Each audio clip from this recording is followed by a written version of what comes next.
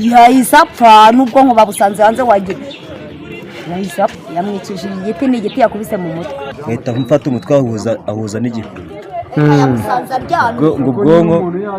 ubwonko buhita butaraka. Umusore asanzwe azwi ku izina rya Donati ngo yari asanzwe afitanye amakimbirane n'uyu musaza wakoraga akazi k'izamu ahazwi mu gakiriro ka Gisozi mu murenge wa Gisozi. Ngo mu ijoro ryo kuri uyu wa mbere nibwo uyu musore witwa Donati ngo yaje guhengera uyu musaza aryamye ngo bitewe n'uko yari yaramwimye ingangi mu minsi yashize akaza kumukubita umuhini mu mutwe ubundi uyu musaza wari wiryamiye agahita asiga ubuzima. Mugende nk'abanyamakuru mutuvugire cyangwa se mu kimwe mujyana ayo makuru bite ku mudugudu wa Kagara bashakishemo intera hamwe kuko ntabwo ibingibi ntabwo bisanzwe kuko ubu n'ubugome budasanzwe. Reba noneho birimo gukorwa noneho bitangiye noneho ngo kubarara hanze. Umuntu aje kugucumbikaho ukumva kuko utamucumbikira bitewe n'uburyo noneho waba uhagaze ukumva neza kuko wowe akagenda noneho avuga ngo nzagaruka n'ubundi nsanzwe ndara hanze. Muri kwa kurara hanze kwe akumva neza kuko noneho we yagaruka noneho avuga ngo noneho ngo agiye kukwimura ngo wamwimye ingangi. Yahise apfa n'ubwonko babusanze hanze wagira yahise apfa yamwicishije igiti n'igiti yakubise mu mutwe. Kuko numvise ngo barwanye ngaramuhirika ngagwa hafi n'ibuye hasi n'igikuta ahita mfata umutwe ahuza n'igikuta ubwonko buhita butaraka. Yamuhiritse ngaryama ku gikuta ahita muhuza n'igikuta ubwonko burataraka. Ku ruhande rwa Habumuremyi Egide ni umunyamabanga nshingwabikorwa w'akagari ka Musezero nawe ahamya iby'aya makuru akavuga ko uyu musore wakoze aya mahano yahise atabwa muri yombi nk'aho umurambo wa nyakwigendera ugahita ujyanwa mu buruhukiro bw'ibitaro bya Kacyiru. Amakuru mperuka uwamuvukije ubuzima yari yatawe muri yombi, umurambo nawe wajyanwe gukorerwa isuzuma ku bitaro bya polisi.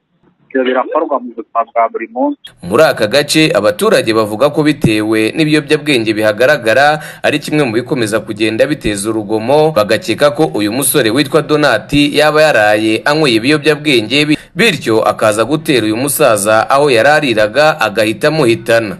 Ngendije Khami Iradukunda, iyi ni BTN TV mu mujyi wa Kigali. Mu karere ka Kayonza ho mu murenge wa Rwinkwavu umukobwa yakubiswe aratabaza kugeza apfuye. Mu murenge wa Rwinkwavu mu karere ka Kayonza mu kagari ka Gihinga mu mudugudu wa Burembo haravugwa inkuru y'urupfu rw'umukobwa yatezwe ari mu nzira ataha agakubitwa n'abantu bataramenyekana bimuviramo urupfu. Ababonye umurambo w'uyu mukobwa ngo nabandi bagenzi bari banyuze muri iyo nzira bivugwa ko itagendwa cyane. Aba bavuze ko bageze hafi yaho uwo murambo waruri bakikangwa nabo bikekwa ko aribo bamwishe bahita biruka barabacika. Nyakwigendera yitwa Mushimiye Yezu Velene akaba yaravuye mu isoko riherereye mu mudugudu wa Burembo ageze mu nzira atashye mu mudugudu wa Gihinga ahura nabo bantu baramukubita kugeza apfuye. Ntiharasobanuka icyaba cyateye abo bagizi ba nabi kumukubita ariko kugeza ubu biravugwa ko abamukubise ari abanyarugomo. Andi makuru kinyamakuru Bwiza kivuga ko gikesha abatuye hafi aho ngo nuko bari bakomeje kumva induru ze atabaza ariko ntibamenye aho biri kubera kutabiha agaciro. Jafari Bagirigomwa umunyamabanga nshingwabikorwa w'umurenge wa Rwinkwavu yemereye Bwiza ko aya makuru ari ukuri. Ati nibyo yatezwe n'abantu tugishakisha baramukubita arapfa. Yaravuye mwiri ategwa n'abanyarugomo. Yasabye abaturage kwirinda kugenda nijoro no kwirinda urugomo kuko ruhanwa n'amategeko ndetse anihanganisha umuryango n'abaturage muri rusange babuze umwana wabo.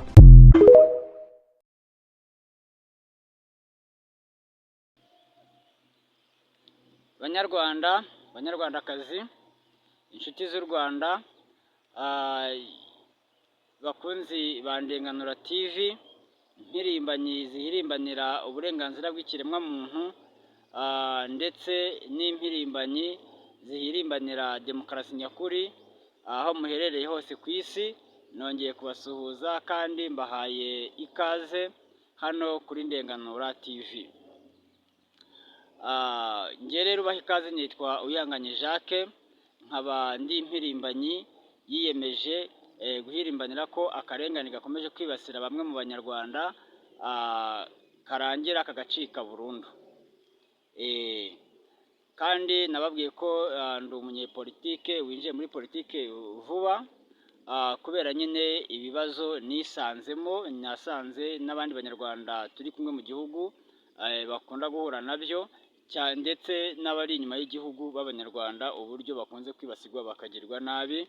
ubwo ndavuga nti ko byagenda kose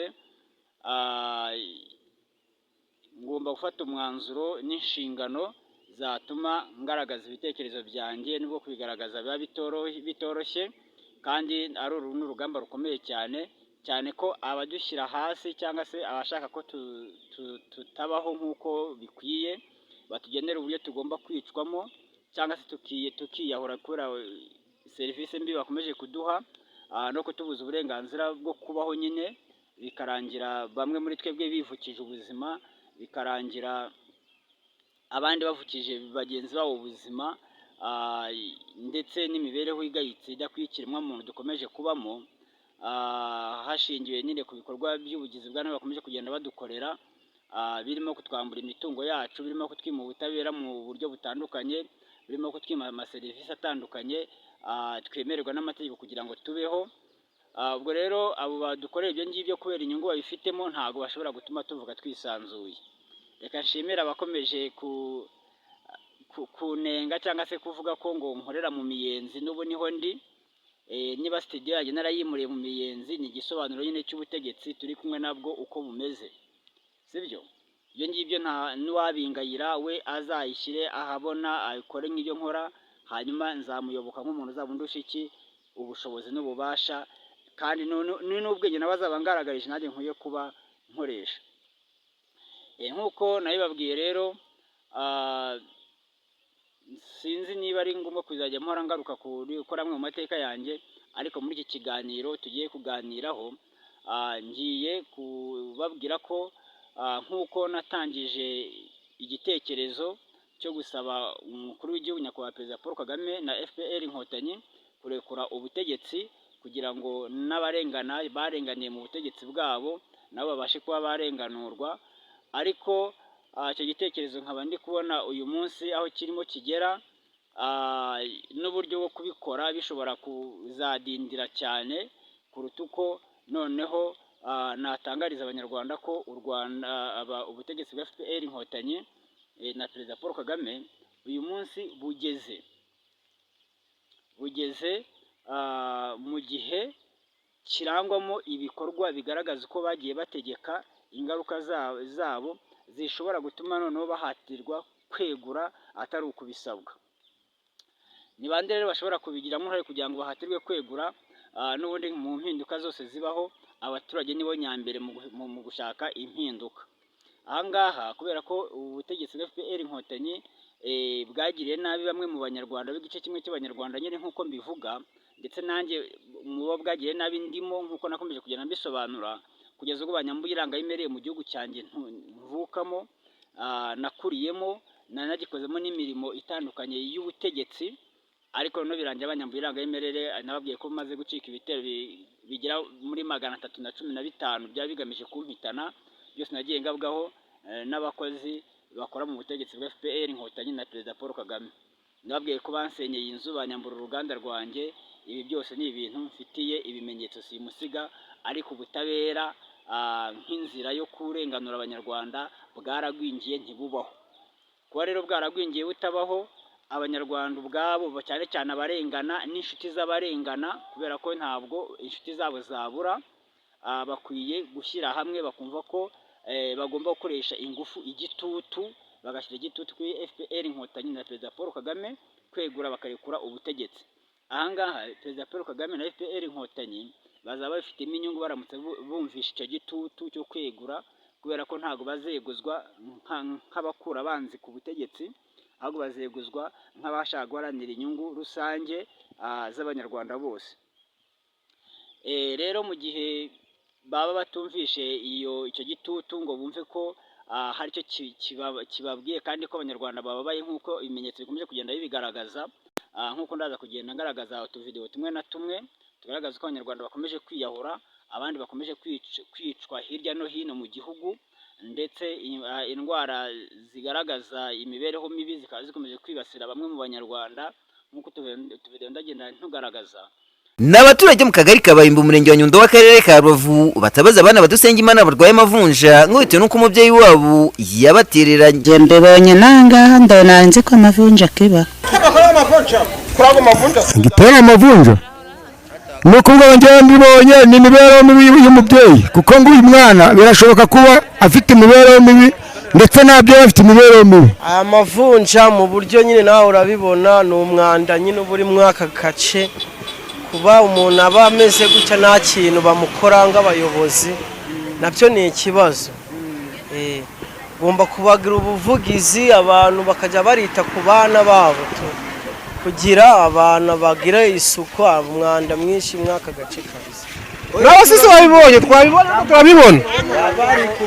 turabibona kabisa, ariko biteye agahinda biranababaje kuba umwana gutya utari wajyana no ku myaka 15 ari mu buzima nk'ubu ngubu njye niko mbibona. Ubwo twaganiraga n'abaturanyi bo muri iyo santere ya Gatovu batubwiye ko ngo ayo mavunja aterwa n'umwanda, abandi batubwira ko ngo aterwa n'amarozi, ariko bamwe bavuga yuko yari amavunja ari ibitererezanya niyo mpamvu yadakiraga. Oya ntabwo ari amarozi, ntabwo ari amarozi, ni ibintu uburwayi mbese bw'umwanda bituruka ku mwanda. Oya marozi y'amavunja asabaho ni ibitererezanya, ntabwo ari kuvuga ngo ni umwanda, ni ibirogano bamuhaye, umwana yari ari muzima. Bakomeza bavuga ko ngo mu bituzo umurinde ayo mavunja muri abo bana ngo biterwa nuko batiga ngo ndetse no kubura uwabitaho. Ntabwo biga, ntabwo yaba yiga ngo abafite amavunja nyine aba yaranze ishuri, ariko biba biterwa n'imibereho mibi. Aba bana ntabwo babona igihe cyo kujya kwiga kubera ko ntabwo wafata igihe cyo kuvuga ngo wajya kwiga nta kintu wafashe, kubera ko ntabwo waba wabwiriwe nangwa se wanaburaye nabwo ubundi ngo ube wabona igihe cyo kuvuga ngo wajya ku ishuri nta nubwo wabitekerezaho. Ubwo ni ukuvuga ngo rero bari abana bagomba kwitabwaho, bakitabwaho n'ubuyobozi, bakitabwaho n'ababyeyi bose bakareberera abana kugira ngo bagire ikiboneka. Niko kwitabwaho n'abayobozi n'abana. Ubwo twageragezaga kuganira na Dusengimana umubyeyi w'abo bana barwaye amavunja yanze kugira icyo bivugaho, gusa twemerera ko ngo arwaje amavunja. Wayikomereze ndakundi nibyo urwaje amavunja ngibyo nibyo uri ukumva. Twagerageje kumusanga ng'inzego zibanze harimo n'abajyanama b'ubuzima, bamubwira ko umwanda abana bafite wo kurwara amavunja kagomba kubitaho ng'umubyeyi.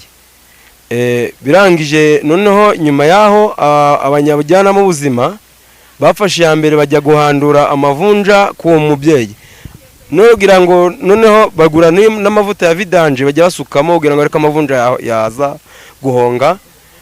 Birangira nyuma yaho umubyeyi nawe abana ageze harabaterana bite nuko yirirwa mu kazi k'icyayi. Ku murongo wa telefone BTN tuganira na Nyansengiyumva Monique, umunyamabanga nshingwabikorwa w'umurenge wa Nyundo, yatubwiye ko ngo iki kibazo agiye kugikurikirana. Gusa nanone kandi ku murongo wa telefone ubwo twaganiraga na Marirwa Prosperi, umuyobozi w'akarere ka Rubavu, yatubwiye ko ngo bagiye gukora ubugenzuzi bwimbitse ku kibazo cy'abaturage barwaye amavunja. Tuzakomeza twore ubugenzuzi, tugenzure, dukoresha amatsinda y'abayobozi bari ku nzego zitandukanye, abatowe n'abaturage begereye abaturage bari mu midugudu, ibyiciro, inama y'igihugu y'abagore, y'urubyiruko, tunakore n'ubugenzuzi. Ariko iyo bibaye na ngombwa hari abo tubaza inshingano batakoze, nk'izo ngizo zo kumva ngo umuntu aracyarwaye amavunja muri iki kinyejana, atarwaye mu mutwe, afite imbaraga, agenda abantu bamubona. Ibyo bintu rwose bigomba guhagarara, kandi nibigushobokera uze no kumpa amazina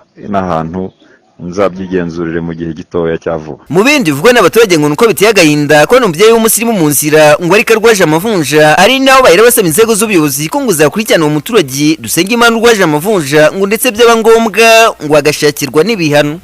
Ngo abaturage benshi muri aka kagari ka Mahaza, umurenge wa Narabana w'akarere ka Rulindo, batunzwe no gucukura amabuye bakayahonda akavamo amabuye mato cyane azwi nka konkasi, bakayikorera bayavana hasi ku musozi bakayazamura ku muhanda, bategereje ko bapimirwa umusaruro wayo bahonze ku cyumweru, ubundi imodoka ikaza kuyapakira.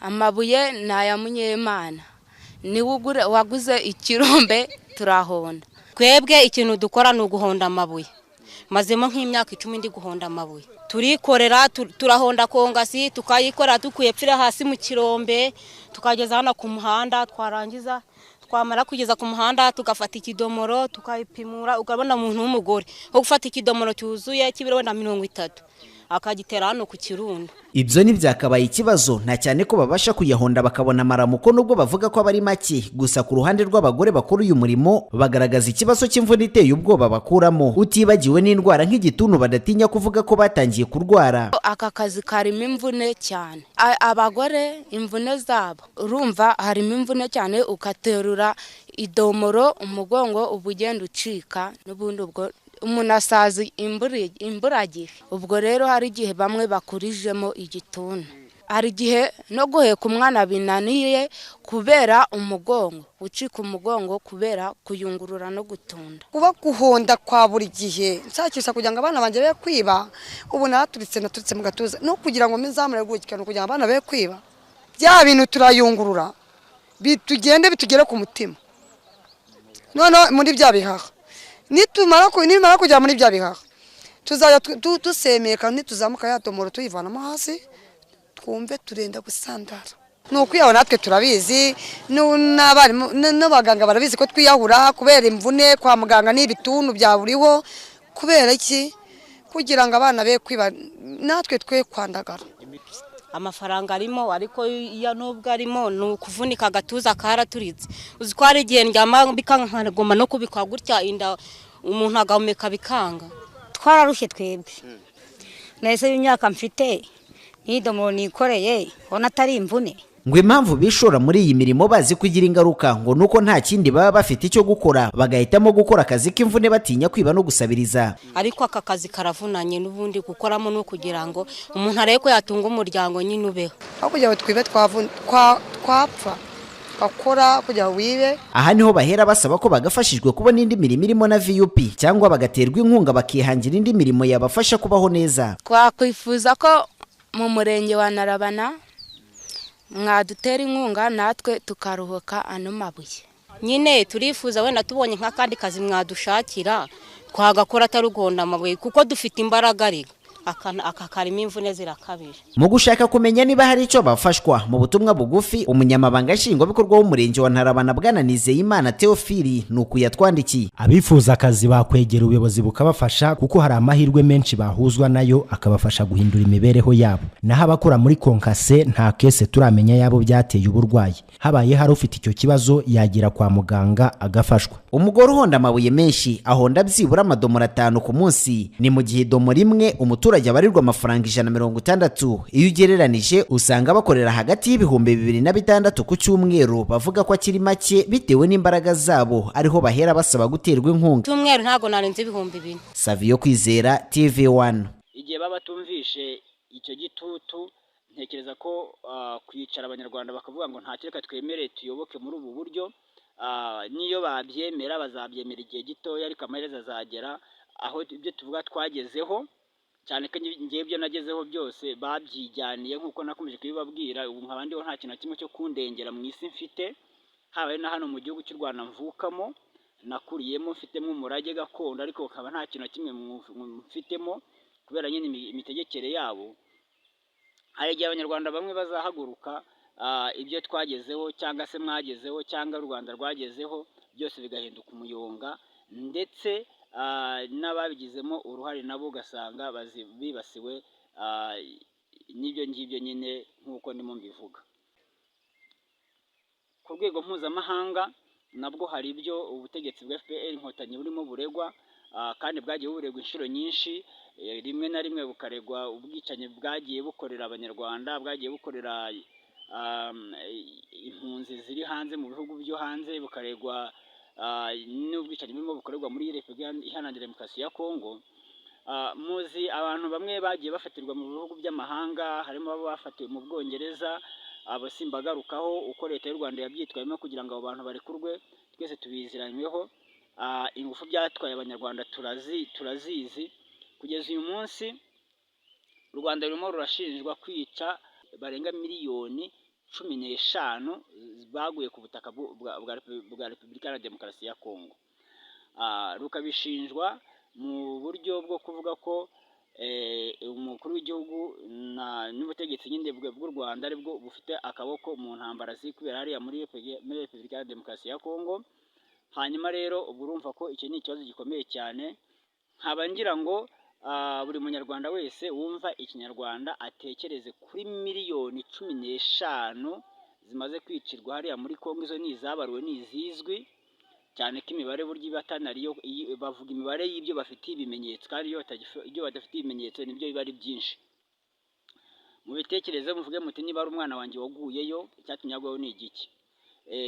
Ubwo rero kuba ubutegetsi bwacu bukomeje kugira kuvugwa nabi mu mahanga atandukanye, cyane cyane mu bihugu bikikije u Rwanda, kandi nababwiye ko kuba biriya bihugu bikikije u Rwanda tutabifitemo uburenganzira bwo kubigiramo ngo twisanzure tubeho neza, ni uburyo bwo kudufungirana nyine ngo dukomeze twicanire mu gihugu gitoya nk'iki ngiki, tubuzwe uburenganzira bwo kubaho. Uwo birukanye mu kazi ka leta agumaho ngo nyine yicwe n'inzara, apfe bamushyingure, akomeze abe umuzigo ku miryango ye, mu gihe twari dufite uburenganzira twagombye kuba dufite uburenganzira bwo kuba umuntu abuze akazi mu Rwanda, wenda bamumereye nabi akigira kugashaka ahandi kandi bigakunda, ariko ubu ntibishobora gukunda. Nk'i Burundi ntiwagira ngo ubone akazi, muri Kongo ntiwagira ngo ubone akazi, i Bugande ntiwagira ngo ubone akazi, Tanzania nawe ntiwagira ngo ubone akazi, kubera ko isaha n'umuntu atabahora bicara bavuga bati uri umutasi w'u Rwanda, uri umutasi w'u Rwanda, uri umutasi w'u Rwanda. Ibi ngibi hari abo mbibwira bakumva ko bidashoboka cyangwa se ko mbeshya, ariko njyewe mu myaka 10 maze mpanganye n'abagizi ba nabi bari mu butegetsi bwa FPR Inkotanyi na Perezida Paul Kagame, mfite ubumenyi bwinshi nabibonyemo, mfite henshi nakandagiye, mfite byinshi nagiye mbwirwa n'abaho, sibyo? Rero weho niba ubyukira mu mashuka yawe ukabona ababyeyi bawe cyangwa se ukabona umugabo wawe cyangwa umugore wawe akuzaniye ibyo avuye kunyaga indi miryango y'ahandi, jya umenya ko iyo miryango ifite ibyo iri gutekereza kandi ifite uko ibayeho, kandi noneho ifite n'ikiteganya kuzakora. Jya umenya ko hari ubuzima bubi abantu babayemo. Uwo ndamutse mbabwiye ko hari abantu bari kurara mu kigunda uyu munsi kandi bari bafite uko babayeho mbere, ibyo ntushobora kubyumva kubera ko nyine wumva ko igihugu ngo kiratunganye ngo kibayeho neza. Nibyo mukora? Nanjye un instant, je vais vous montrer ma carte d'identité pour bien éclaircir le dossier, kugira ngo dossier isobanuke. Nitwa Kiduguru Bertin, ntuye hano mu mudugudu w'Urumuri. Ubwo ni question réponse tujyaniranye namwe. Mu mudugudu w'Urumuri yego ahangaha mu inshingano zanyu nizi? Ngewe nange ndi mu rwego rw'abunzi bijyanye n'izi nuza questionnaire mwahaguye umugabo aba hano. No kuvuga ngo ikibazo cy'uyu mugabo, uyu mugabo musanzwe mubizi ko akorera hano mu mudugudu wanyu? Simba mu Rumuri se? Musanzwe mumuzi n'ikibazo cyo mureke? Ni uwacu. Akantu ka mbere ngomba gukora correction. Uyu mugabo bona we nta koti naguhaye? Number 2, afite ikibazo abaturage ba hafi ngo yisha abantu muri genocide yakorewe abatutsi. Ikamwa mubazaga ngo kujya kubaza ku murenge wasanga ari complexe afite, ariko yibyaye ikiboze irakirigata. Uyu ni nkaho ari umwana wacu nawe na Nyakubahwa Kagame n'abariya yarabwiye ati nimutahe muze mwubaka urwababyaye. N'uyu mugabo marakorera hano, hari n'uwambwiye ati hari umudamu yaje hano, aravuga ati uyu ni wa wundi yatumariye abantu, aravuga ati nuru nguru rumwishe si ruto. Kuva ngewe nje ku prononce ibi ngibi mbona ukuntu mwebwe b'abanyamakuru muje kureba umuntu atakaraba, il n'a pas d'adresse, yirarira hariya. Umuntu udakaraba, hano hari abantu bakaraba bahagarariye u Rwanda, mwebwe mukaza kureba umuntu udakaraba adafite na nuze na situation. Ruriya rugo nibwo rumugaburira. Ahanga kuri portail y'icyansi nuza shokola, kuri shokola. Kubera iki abanyarwanda dufite akantu ko gufashanya. Ya, ils savent très bien que malgré qu'il est cordonnier, il n'a pas de revenus, mais il y a une certaine maman qui a été volontaire. Il lui donne de l'aliment. Aramugaburira. None ni information mbihereye. Nkaba naje hano.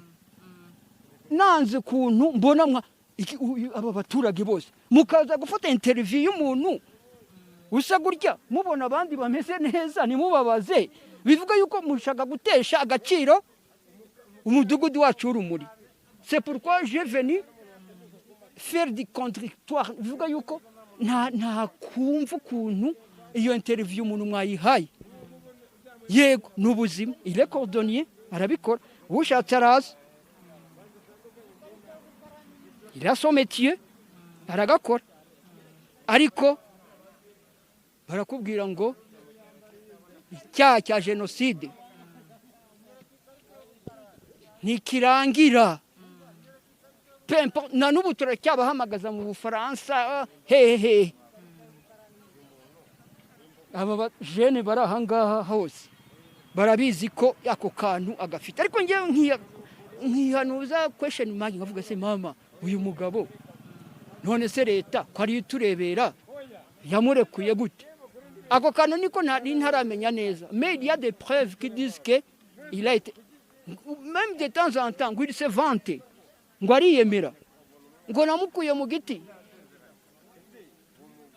ndakubita ndamenagura. Takwese mama uyu muntu arimo ariyemerera mu baturage aho ngaho leta iri he?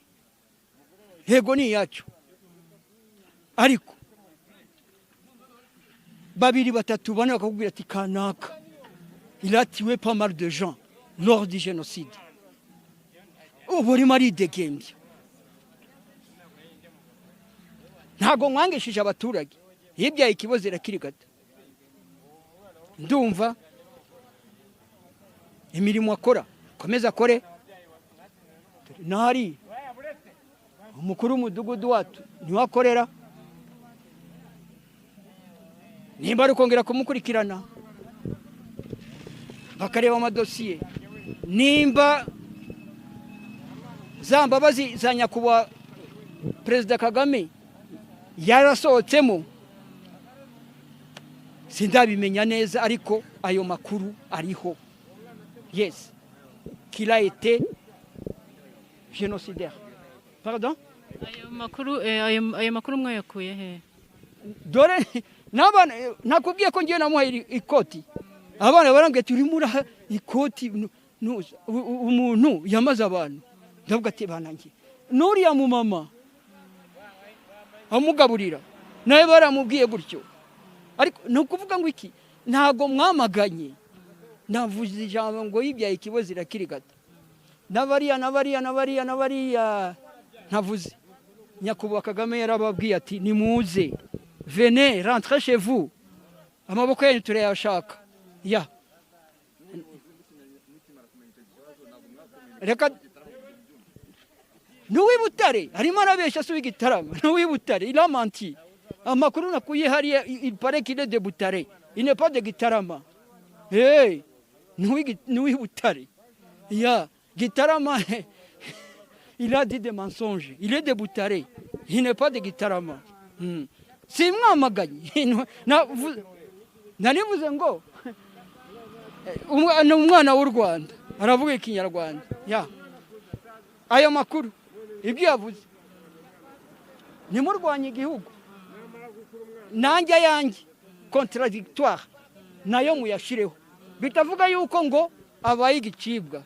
Non, il peut continuer toujours à vivre.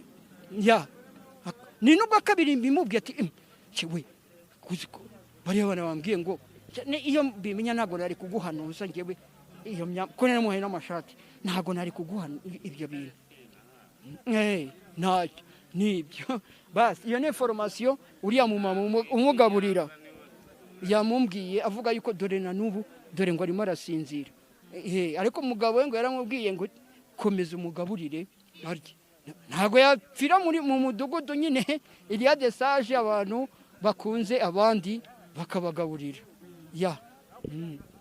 ubwo ni ukuvuga ngo iki ndumva kuvuga menshi siko kuyamara nimba ari question washaka kuma je peux répondre facilement mais twebwe twamubonye gutya urabona ukuntu ameze ibirenge ukuntu bimeze donc umureba gutya urabona ko ubuzima gutya wenda umuntu atazi amateka ye cyangwa se n'ubuzima bayeho kumureba gutya ibirenge intoki n'ibiki yego urabona ko akeneye ubufasha. Wamubaza ngo wowe tiete enregistré dore akagari ni hano hirarira hari hanze hari ku kagari wamubaza ati wigeze ugera ku kagari tite présenté wagezeyo wageze ku kagari wiyerekane ko afite ako kantu ku mutima ibanga rizwi mu mudugudu ko il a été génocidaire yamaze abana b'u Rwanda il a peur d'y arriver ku kagari il ne peut pas se présenter il a peur ni kuvuga ati afite ubwoba ati reka nkomeze nibereho gutya none umuryango mufasha none se singuye mubaza ati wigeze ugera umva wamubaza ati wageze kwa Yusufu uriya mukuru w'umudugudu wageze ku kagari wamubaze wigeze ugera kwa Yusufu umwiyereke baranabana kuko witwa Yusufu ni umucuruzi kandi aranatuyobora noneho iyo nshonje nk'inzara nyinshi mfite 100 ndasimbuka nkamuteza imbere akamera indazi nkari none ubwo ngubwo mba urumva n'abana n'abantu b'abayobozi barimo perezida narisha umuntu ahubwo nanjye aho hantu mvuka nta n'umuntu mpiga uhari. Ariko kandi mbere yo kugira ngo uhakane ibyo umuntu avuga wari ukwiye nawe kumanza ugakora ubushakashatsi ukavuga uti ese abantu umubare runaka w'abasenyewe bajyanywe hehe. Niba umuntu agiye mu rukiko agiye kurana isambu akakwa ikiguzi cya ruswa cy'amafaranga umubare runaka akakibura cyangwa se akakibona akagitanga ubutabera bugahabwa utabukwiriye uwari ukwiye kuba abuhabwa akabona uburenganzira ku mutungo we akaba wambuye biciye muri ruswa n'akarengane cyangwa se mu cyene wabona ikimenyane n'itonesha riri mu butegetsi uwo muntu agiye kuba hatewe n'umuryango. Ibyo bintu mujye mubitekereza mu byumve neza. Rero kubera ko bigaragara ko ku rwego mpuzamahanga FPR inkotanyi na Perezida Paul Kagame politike yabo nawe yo ivugwaho cyangwa se nengwa cyane ku buryo bashobora no kuba bananzwe ku rwego rufatika. Ibintu birarushaho gukomeza gusenyuka mu karere. Ibihugu bifashe imitwe yitwaje intwaro birarushaho kwaguka. Urugero rw'ibyo kandi ruroroshye kubyumvira mu byo bari kuvuga kubavuga inzira karengane zikomeza kugwa muri urwo rugomo. By'umwihariko kuri uwo mutwe ufashwa n'u Rwanda ndavuga itsinda ry'abagize M23 bitagirwaho impaka ndetse n'ingabo z'u Rwanda ziri mu burasirazuba bwa Kongo. Kandi aho ibintu bigeze biragaragara ko intambara ishobora kubaho ubu. M23 igenzura igice kinini giherereyemo ingabo za MONUSCO nibo bakomeje gushoza intambara by'umwihariko muri ako gace ka Nord Kivu. Kandi uyu mutwe wa M23 urashyira ku nkeke abatuye umujyi wa Goma. Ibyo ngibyo kandi birashyira mu byago ibihumbi by'abaturage batuye muri uwo mujyi ndetse no kwituze ry'akarere. Urugomo rubera muri Kongo ruragutse ku rwego rw'isi, by'umwihariko urugomo rubera muri Kivu ya ruguru. Ubu none aha tuvugana abaturage barenga miliyoni 24 n'igice bariho nabi bakeneye ubutabazi bwa kiremwa muntu. Abagore b'abanyekongo birwa bahunga kandi bagenza amaguru. Ibyo bituma bafatwa ku ngufu. Ibyo kandi bikaba bigaragara muri raporo y'umunyamabanga mukuru wa Loni. Mu mwaka wa 2013 bagore bagera mu 1013 bafashwe ku ngufu. Iyi mibare iri hejuru cyane, by'umwihariko mu gace ka Ituri ahabera ibikorwa bitemewe. Igisubizo cy'ubutabazi kunyo ku muntu ku rwego rw'isi cyagaragaje intege nkeya. Nibura hakenewe miliyari 2 na miliyoni 150 z'amadolari kugira ngo turengere ubuzima bw'abo baturage. Hakenewe igisubizo gitabara bari mu kaga muri Kongo. réponse humanitaire en RDC. Madame la Présidente, pour l'instant, ndabashishikariza kumva neza iyi mibare ijyanye n'ubushotoranyi bw'imitwe yitwaje intwaro muri iki gice cy'uburasirazuba, aho urugomo rwabo rwakuye mu byabo abaturage bagera kuri miliyoni 7. Iyo mibare igizwe n'aba bakurikira: hejuru ya 70% ni abagore n'abakobwa, aho bari bahangayikishijwe n'iby'ibanze ku buzima bwabo. Ni abagore b'abakongomani bambuwe icyubahiro cyabo cya muntu, abenshi muri bo aho baba bari babugarijwe no kuba bagwa mu kaga ko gufatwa ku ngufu, ndetse n'ibindi bikorwa bya kinyamaswa bigamije itesha agaciro, by'umwihariko mu gace kaberamo ubucukuzi bw'amabuye y'agaciro. Ibyo bibazo biremereye ubuzima bwa muntu, ni ibibazo by'ingorane cyane ku kiremwa muntu, aho miliyoni 15 zimaze kuhatakariza ubuzima, kandi bigizwemo uruhare n'igihugu cy'igituranyi u Rwanda, ari rwo rukomeza kudushozaho iyo ntambara rugambiriye kudusahura imitungo yacu, by'umwihariko iyo munsi y'ubutaka bw'igihugu cyanjye, ndetse n'izindi mpamvu. Iki gihugu gituranyi kigambiriye kuza kuyobora inzego z'iwacu, ariko byose kikabikora kirebera gusa inyungu zacyo. Ni kubw'iyo mpamvu n'uburyo ubwo aribwo bwose bushyirwaho ku rwego rw'akarere cyangwa se ku rwego mpuzamahanga zidashyirwa mu bikorwa. Na niyo mpamvu by'umwihariko ka gahunda y'amahoro y'ibiganiro bya Rwanda ndetse n'ibya Nairobi, by'umwihariko iya Rwanda, u Rwanda rwarayitambitse kugira ngo itazasohora. Ibyo ariko bakabikora bari kugira ngo barebe uko intego zabo zashyirwa mu bikorwa baba barapanze, yo kugira ngo babone uko bibera muri Kongo, ndetse no kugira ngo Kongo bayiyobore igihugu bashaka guhindura intara bakoloniza, haba abaturage babo ndetse n'inzego z'ubutegetsi za Kongo. Ibyo bikorwa by'u Rwanda ntabwo byemewe kandi bironona amahoro y'akarere ndetse n'ibiganiro by'amahoro by'i Addis Abeba, nyamara kandi ayo masezerano icyo gihugu cyarayashyizeho umukono. Ntekereza ko icyaba cyiza nuko abaturage b'akarere k'ibiyaga bigari nk'uko maze kubavuga nawe ntavuze bumva ikinyarwanda, bari bakwiye kwishyira hamwe bagahuza ingufu, ububasha n'ubushobozi, bagakemura ikibazo n'imbogamizi y'isanomuzi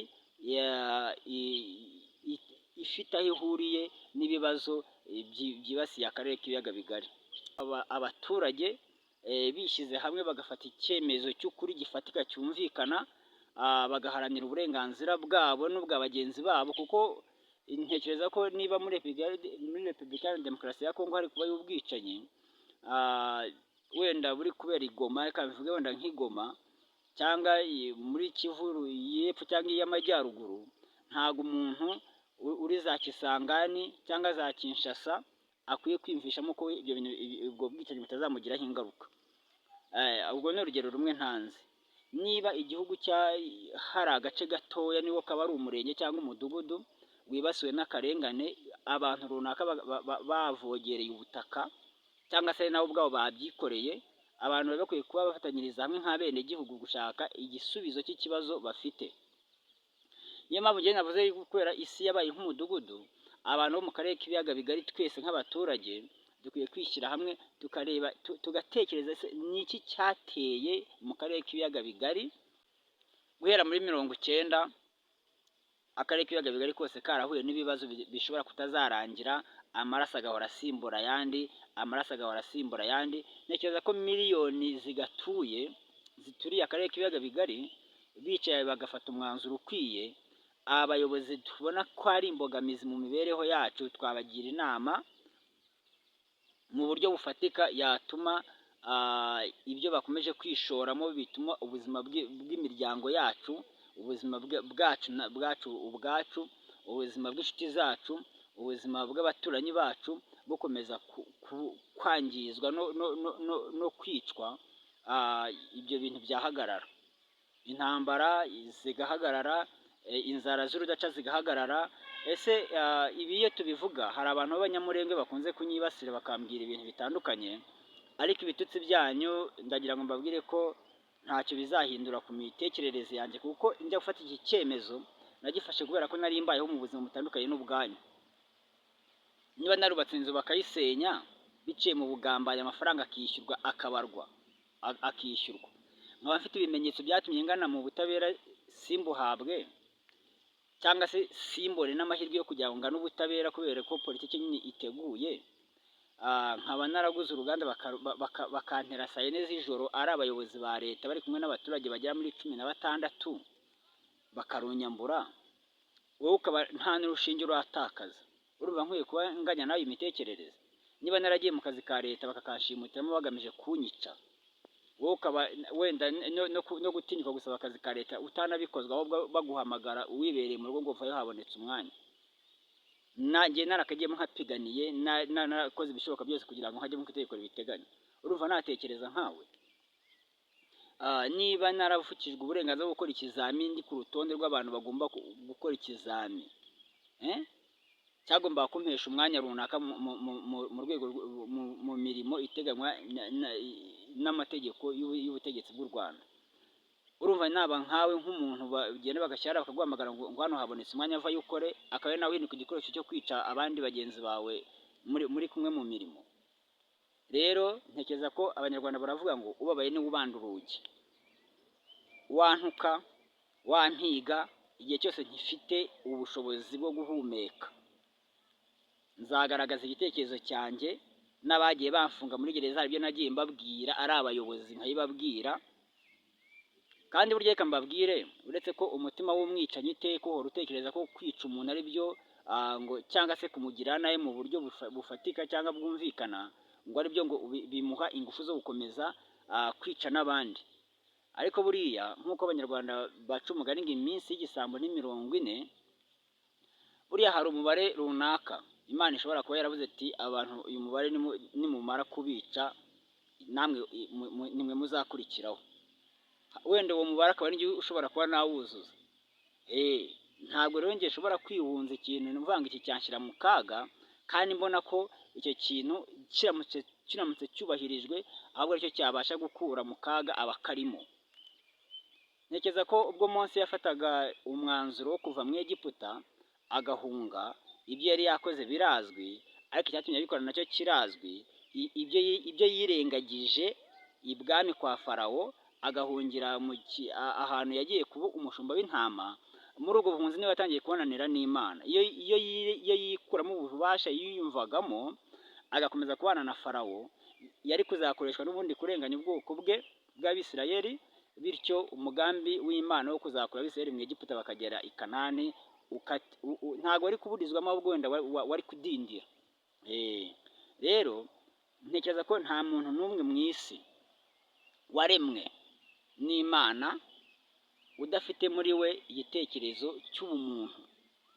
Hari ababwiyambuye, hari ababwambuwe n'ababategeka, urumva, ariko ikintu cya mbere Imana ikeneye ku muntu ni uko umuntu yumva ko yaremwe n'Imana kandi kagomba kuyikorera. Gukora ibyaha dushobora kubikora tugasaba imbabazi, ibyo ni ibintu bizwi, ariko ntago nzi niba umuntu azica umuntu ngo namara kumwica amwambura imitungo ye, namara kumwambura imitungo ye afata abana babajyane mu mashuri akomeye bajye kwiga, mu gihe abana banyakwicwa cyangwa banyagupfa bo bandagaye ku gasozi, ntushoboye no kugira ngo byibuze unabashyireho n'akantu wenda kanabafasha wenda kabaho kugenze. Hanyuma ubwo se uzasaba Imana inshuro zingahe imbabazi kugira ngo Imana izakubabarire, mu gihe hari amajwi y'abagitakira Uwiteka bavuga bati uyu muntu niwe udushyize muri ubu buzima bubi bw'akaga bumeze gutya. Cyangwa se abo kugira ngo wumve ko uhawe imbabazi nuko bose uzabicuka barangiza kugira ngo ayo majwi aceceke. Ndagira ngo mbabwize ukuri ko ikintu bita kumena amaraso y'umuntu y'umuvandimwe wawe, nta hantu na hake nigeze mbona muri Bibiliya aho umuntu yishe undi akajya gusaba imbabazi, ntawe nigeze mbona. Niharamuka habayeho muzahatubwire cyangwa muzahatwereka, ibyo nta kibazo, ariko amaraso ni ikintu gikomeye cyane. Ndibuka ko igihe Kayini yavumwaga, Imana yaramubwiye iti amaraso, ubutaka bwanze kwasama ngo bumere amaraso ya murumuna wawe. Ayo maraso rero cyakora wenda FPR Inkotanyi na Perezida Paul Kagame ubutegetsi bwabo bwo nabonye bwareze systeme wenda nakita ko ari nziza kuri bo, kuri ubwo butegetsi, yo gufata abantu bakaniga. Niba wenda kuniga by'Uwiteka bifata nkaho nta cyaha kirimo, ibyo ntacyo, ariko ndagira ngo mbabwize ukuri ko icyitwa urupfu ni urupfu. Niba Imana yarafashe roho ikayishyira mu kibumbano cy'umuntu, iyo roho igomba kubamo igasaza kugeza igihe iviriyemo ari Uwiteka uyihamagaye. Rero mu gihe hari umuntu wagize uruhare mu kugira ngo atandukanye roho n'umubiri, atari we wagize uruhare kugira ngo bihure, ndagira ngo mbabwize ukuri ko umuvumo wo muri iki gihe uzagera kuri ubu butaka bw'iki gihugu cy'u Rwanda mu witege. Kandi noneho nk'uko n'ubundi biragoye kugira ngo inyamaswa imwe yifashe indi. Niba hari amahanga akomeje gusapotinga ubutegetsi kugirira nabi bamwe mu banyarwanda, kugirira nabi akarere k'ibiyaga bigari, biranashoboka ko umuvumo ushobora no kuzafata n'ibindi bihugu ndetse ukagera no ku yindi migabane. Ahanga cyo nkomeje kuvuga ni igiki? Ikinyoma kigendere kure. Niba uri n'umupolisi cyangwa uri umukozi wa RIB cyangwa se uri n'umucamanza ku rwego runaka, ukaba uhawe umuntu, manza wimfishemo ko no kubeshya bishoboka. Mujye muha agaciro cyane cyane ubusobanuro bw'umuntu nyiri kuregwa ari gutanga. Abantu barafatwa bagahabwa misiyo, bagahabwa amafaranga, bakabyita indonke, bagahabwa indonke, bakemererwa imyanya ikomeye mu buyobozi, bakemererwa gucungirwa umutekano mu buryo butandukanye, bakemera kwicara bagahimba dosiye bakayemeza bati twe tuzava ko runaka yari ahari. Ndagira mbabwize ukuri ko muri Ngoma nashinjijwe ibyaha mu nyandiko, abantu bemera gusinya iyo nyandiko nge batananze, nta n'ahantu banzi na hato. Nibwo nababwira nyine uko ubwo nashimutwaga bari bazi ko izo nyandiko wenda bazazinganisha. Iyo raporo yakozwe, zari raporo ebyiri zakozwe mu gihe cy'amezi 2, bakajya bibwira ko wenda zizankanga, babona ngiye nkoze resistance. Nibwo umunyamabanga nshingwabikorwa w'umurenge wa Kazo Nyamutere Emmanuel we yigira inama, ariko ntabwo ari inama yigiriye, ahubwo yarabitegetswe byo kuza kunshimuta kugira ngo njye kwicwa. Ibyo narabibabwiye, ariko Imana irandinda. Akaba ari impamvu rero nkomeza kubabwira ko ubugambanyi, ubugizi bwa nabi, ubwicanyi bukomeje gufata intera ndende. Ariko nababwiye ko mu bitero 315 maze gucika, nta bwoko bw'ubwicanyi butangiragerejweho. Aha rero icyo nshatse kubabwira ni kimwe: nimujya mwumva bavuga ngo batoraguye ngo umurambo mu mazi, ngo ni umuntu wiroshyemo, ibyo ni ukubeshya, sibyo? Ni ukubeshya. Ntabwo biranashoboka, ariko njye nkurikije ibyo nakorewe, abantu benshi barafatwa bagakurwa mu mazu yabo, cyangwa se bagakurwa aho bari no mu mirima bajya kubakurayo, cyangwa se bagakurwa n'ahandi, umuntu bakamufata bakamutwara bakajya kumwica muri ubwo buryo. Hari n'abakurwa mu magereza, hari n'abakurwa mu maboko y'ubuyobozi bakajyanwa kujya kwicwa, bugacya mu gitondo umurambo we bakamukura nko ku Gisenyi, bakamuzana nk'Ikibungo, cyangwa bakamukura Ikibungo bakamujyana nko ku Gisenyi, ku buryo bucya babona umurambo w'umuntu umanitse mu giti, ariko ntibazi kumenya ngo uyu murambo ni uwandi. Irangamuntu baba bayimukuyeho, noneho ubwo bikaza kurangira bavuze ngo uwo muntu ntazwi. Kimwe no kubashaka no kumuroha no muri ayo mazi nyine. Ibyo ni ibintu bimenyerewe bizwi. Ibi byose icyo bigamije ni iki? Ni ukunyaga imitungo ya bene imiryango, kuburizamo ibimenyetso by'ibyaha bamwe mu bantu bari ku butegetsi baba bakoze bakorera iyo miryango nyine, no kubabaza imiryango ikomokamo abo bantu barimo bagirirwa gutyo. Ari nayo nababwiye ko ngewe nahagutse kugira ngo ako karengane kameze gutyo tukume tukagaragaza. Hari abo mujya mwumva ngo umuntu bamusanze ngo amanitse mu nzu, ngo mu nzu ye ngo yapfuye. Ibi ni ibintu bibabaje cyane. Kuba amanitse mu nzu ntabwo bishatse kuvuga ko ari we wishyizemo. Ubwoko bw'ubwicanyi buri mu iki gihugu ni bwinshi, kandi abantu benshi batojwe kwica, cyane cyane nk'aba daso. Murabizi abantu benshi bagiye batozwa ubwicanyi.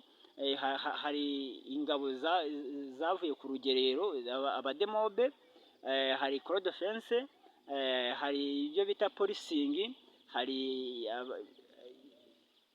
mbese ni imitwe myinshi yagiye itozwa, igatozwa iby'urugamba bikarangira itarujyanwa ahubwo ikoherezwa mu baturage. Aha rero nibyo mbabwira nti kwica umuntu mu iki gihugu cyacu ufite amafaranga yawe rwose uragenda ukayafata, upfa kuyaha umuyobozi. Abayobozi benshi babaye abayobozi b'ibitero by'imitwe y'abagizi ba nabi, aho kuba abayobozi bayobora abaturage mu bikorwa bizima. Ibi ndabivuga ko njye mbifitiye ubuhamya. bifite ubuhamya bw'ibyambayeho ngewe. Ahangaha abadaso nibo bari ku mwanya wa mbere muri muri ino myaka turimo yo kwica abanyarwanda no kubicisha. Ibi ni ibintu bizwi, ariko ntabwo abadaso bikoresha kuko bafite urwego rubashinzwe ku rwego rw'akarere cyangwa rw'imirenge bakoreramo. Ariko ngewe ndabizi neza ko nibo bari ku mwanya wa mbere mu kwica abanyarwanda. Kandi noneho naje kugira amahirwe yo kuganira n'umwe mu bantu bakoze ikidaso cyangwa se bakize. Uburyo bigishijwemo ni uburyo bwo kubabaza abantu nta bumuntu bashyizemo. Niyo mpamvu mujya mubona umuntu yicara gutya ari umudaso, akabona umubyeyi ahetse akana mu mugongo, yabuze icyo arya, yikoreye agataro kariho imineke wenda nk'icumi, agahita amufata akamutera umugeri kugira ngo abone uko ya mineke yayimusahura akayimutwara, atitaye ngo umubyeyi ntabwo aragwira ku mwana cyangwa se aragira ate. Ukabona umuntu baramufashe baramujyanye, wasize abana bakingiranye mu nzu, nta mugabo afite, n'umugabo wenda arafunze cyangwa se yaranishwe cyangwa yajyanywe mu bindi bintu bitandukanye, cyangwa se ntabana n'umugabo we. Ugasanga umubyeyi byitwa ngo ari gucuruza agataro, baramufashe baramujyanye, bakamumaza iminsi runaka irenga icyumweru cyangwa amezi yarasize akingiranye abana mu nzu, kubera ko yangaga ko abana bazerera. Ugasanga azataba abana nange mu mbwira ugasanga bameze. Ahangaha hari inkuru ntababwiye, ariko nange icyo kiri mu gitekerezo mu cyumve. Ubu muntu buri gushira mu bantu bitewe n'ubu butegetsi dufite bwa FPR Inkotanyi na Perezida Paul Kagame, twari dukwiye gusaba Imana yo mu ijuru, aba bayobozi ikabasura, ikagira uko ibagenza, natwe tukabona amahoro mu by'ukuri. Rero akarere k'ibiyaga bigari nshimye, ndasaba ko abaturage bagaturiye muba abavandimwe, mukaba inshuti, mugakomeza guhuza ibitekerezo byatuma akarere k'ibiyaga bigari kongera kakagira umutekano usesuye, umutekano umeze neza, byibuza tukazasigara duhangana n'ibikomere twasigiwe by'igihe kirekire, tuzaba dusigiwe n'imibereho turimo uyu munsi. Wenda hari abazavuga bati se iby'akarere k'ibiyaga bigari bo bijemo ute? Ariko ndagira ngo mbabwize ukuri ko niba imipaka y'igihugu cyacu ifunze kubera impamvu. Nta muyobozi na bukeya bw'igihugu runaka bwafunze imipaka yabwo butabanje kugaragaza ikibazo bufitanye n'u Rwanda. Ntabwo rero ikibazo cy'umukuru w'igihugu cyangwa na FPR Inkotanyi ntabwo kibe kwitwa icy'abanyarwanda bose, cyane ko ibibazo bateza ntabwo twese tubigiramo inyungu. Icyo kintu cyumvikane gutyo. Iyo twari tubigiramo inyungu, ntabwo abana ngiye kugaragaza barwaye amavunja ntabwo bari kuba bariho, cyangwa se nanjye ngo mbe ndi muri ubu buryo ntegura ikiganiro nk'iki ngiki ndahangaha. Mbe ndi umuntu uri mu gihugu udafite irangamimerere kandi nararihoranye, mbe ndi umuntu uri mu gihugu ntafite akazi kantunze kandi narize, mbe ndi umuntu uri mu gihugu ntafite uburenganzira na bukeya bunyemerera gukora nk'ibyo abandi banyarwanda bakora, byaba ari mu nshingano za kibyeyi, zaba no mu nshingano zo kwita ku kintu cyose cyatuma ngirira abanyarwanda akamaro. Ibyo ni byo mvuga, hari n'ibindi bikomeje kuba ku bandi n'abandi bazakomeza kugenda babivuga, ariko icyo nkomeje kubabwira ni uko tugomba guhuza ijwi ryacu, tukazamura ingufu n'ububasha duhabwa n'uko turiho, twahawe n'Uwiteka, tukumvikanisha ko ubutegetsi bwa FPR Inkotanyi na Perezida Paul Kagame ko bugomba guhindura strategy y'imibereho yabwo, bukarekura ubutegetsi kugira ngo hashyirweho ubutegetsi bushoboye gutekerereza neza abaturage bose, ubutegetsi bushoboye gufata imyanzuro y'akarere k'ibiyaga bigari, bushoboye gutanga igisubizo cy'ukuri gikwiye. Rero muri iki kiganiro ntabwo ndababwira menshi, reka mbasezereho mbifuriza amahoro y'Imana cyane, Imana ikomeze ibarinde. Murakoze.